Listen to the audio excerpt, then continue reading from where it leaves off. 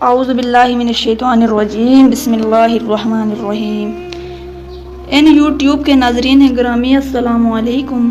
محترم ناظرین، آج ہم آپ کے سامنے پیش کرنے جا رہے ہیں شیخ عبدالقادر جیلانی کے والد گرامی کا ایسا واقعہ جسے سن کر آپ کا ایمان تو تازہ ہوگا ہی ساتھ آپ کو بہت ساری عمل کرنے والی باتیں بھی معلوم ہوں گی۔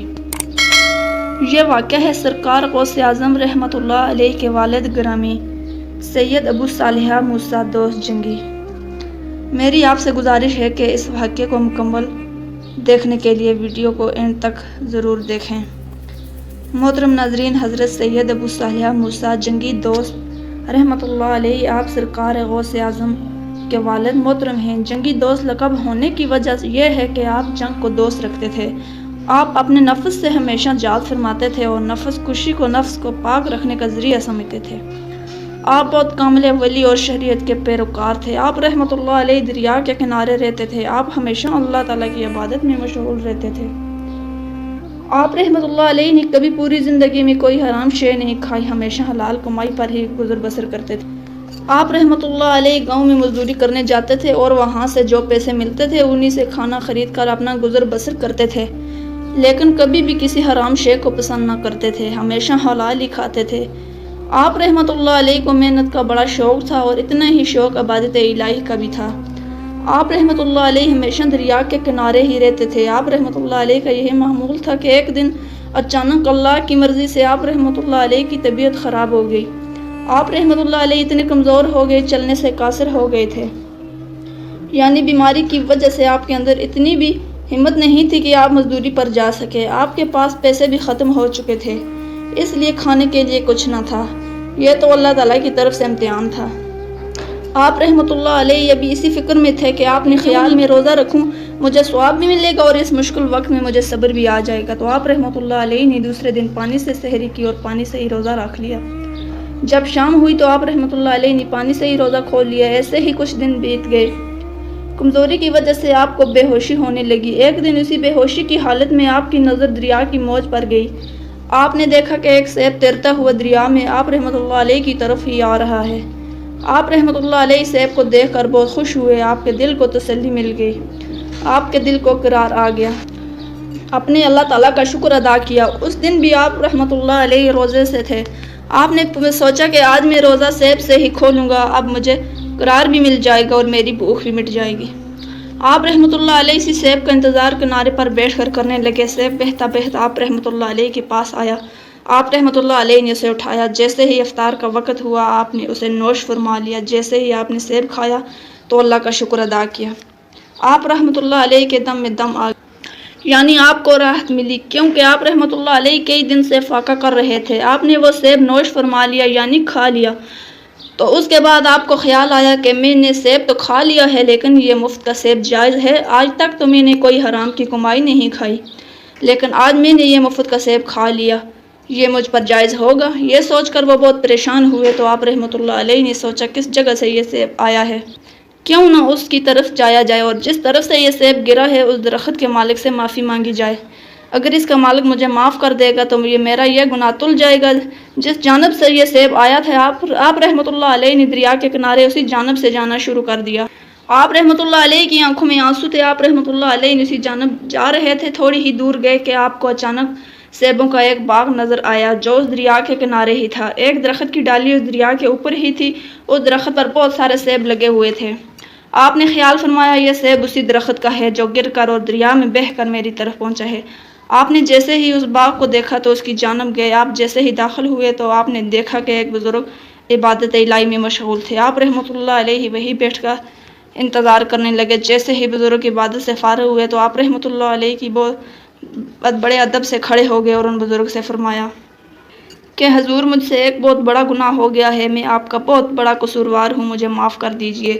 بزرگ نے کہا تم سے کیا گناہ ہو گیا اور تم ایسے معافی کیوں مانگ رہے ہو؟ آپ نے فرمایا کہ حضرت آپ کے باغ کا ایک سیب دریا میں بہتا ہوا مجھ پر پہنچ گیا ہے اور میں نے اسے کھا لیا۔ آپ کے پاس اپنے اس گناہ کی معافی مانگنے آیا ہوں، اگر آپ مجھے معاف کر دیں گے تو میرے دل سے یہ پریشانی دور ہو جائے گی، آپ مجھے معاف کر دیں۔ جن بزرگ کے باغ کا یہ سیب تھا وہ بزرگ پہلے تو مسکرائے پھر کہنے لگے تم نے تو بہت بڑا گناہ کر لیا ہے، یہ کوئی چھوٹا موٹا گناہ نہیں ہے، تم نے بغیر پوچھے ہمارا سیب کھایا ہے۔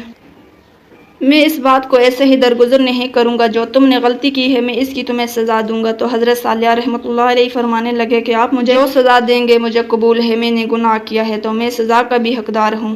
آپ مجھے جو بھی سزا دیں گے میں ہنسی خوشی قبول کر لوں گا، بس آپ میرا یہ گناہ معاف کر دیجئے۔ تو ان بزرگ نے فرمایا کہ آج سے تمہاری سزا یہ ہے کہ اس باغ کی دیکھ بھال تم کرو گے اور ہمارا کہا مانو گے، اور ان باغ سے سیب توڑنے ہیں اور ان کو بیچنا ہے، اور خبردار آپ ایک بھی سیب نہیں کھاؤ گے۔ حضرت صالحہ رحمۃ اللہ علیہ نے فرمایا آپ نے جو بولا ہے میں یہ سب کروں گا، مجھے یہ سزا منظور ہے۔ اس کے بعد آپ رحمۃ اللہ علیہ نے اپنا معمول بنا لیا کہ صبح شام باغ کی دیکھ بھال کرتے سیب بیچتے اور عبادت الہی میں مشغول رہتے۔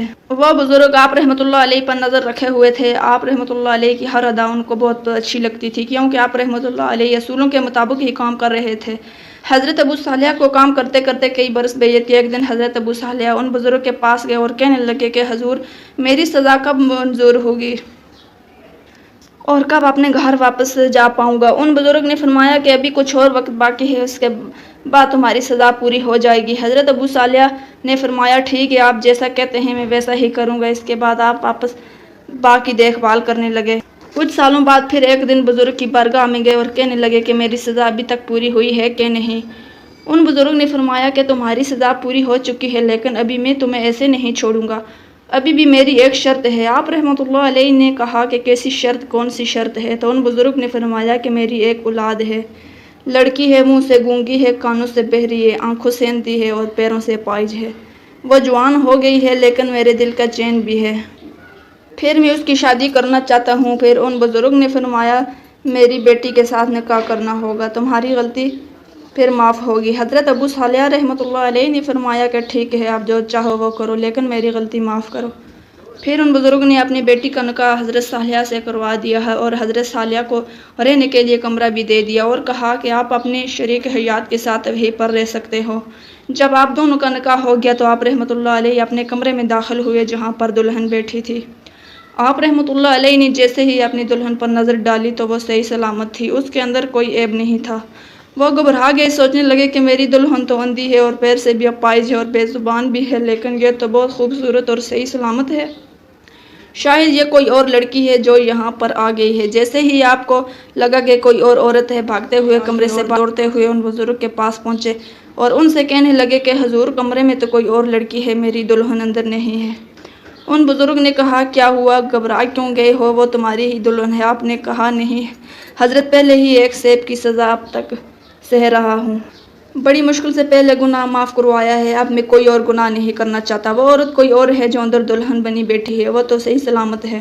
ان بزرگ نے کہا گھبراؤ نہیں، وہی تمہاری بیوی ہے، لیکن وہ کانوں سے بہری اس لیے ہے کہ اس نے غیر محرم سے ہم کلامی ابھی تک نہیں کی، اور زبان سے گونگی اس لیے ہے کہ اس نے ابھی تک غیر محرم سے بات نہیں کی۔ نابینا وہ اس لیے ہے کہ اس نے آج تک غیر محرم کو نہیں دیکھا۔ وہ پاؤں سے پائج اس لیے ہے کہ یہ غیر محرم تک چل کر کبھی نہیں گئی۔ یہ بہت ہی نیک بندی ہے، ہمیشہ عبادت میں مشغول رہتی ہے۔ تم بہت خوش نصیب ہو کہ تمہیں ایسی دلہن ملی، وہ بہت خوش نصیب ہے جیسے تمہارے جیسے نیک ملا۔ اس کے بعد اس بزرگ نے کہا جاؤ کہ میں تمہارے خوشحال رہنے کی دعا دیتا ہوں، تم دونوں ہمیشہ خوشحال رہو اور اللہ تعالیٰ تم دونوں پر اپنی رحمت نازل فرمائے۔ آپ رحمۃ اللہ علیہ اور آپ کی دلہن دونوں خوشی سے ساتھ رہنے لگے۔ محترم ناظرین، اگر آپ کو ہماری یہ ویڈیو پسند آئی ہو تو لائک کیجیے اور سبسکرائب کیجیے۔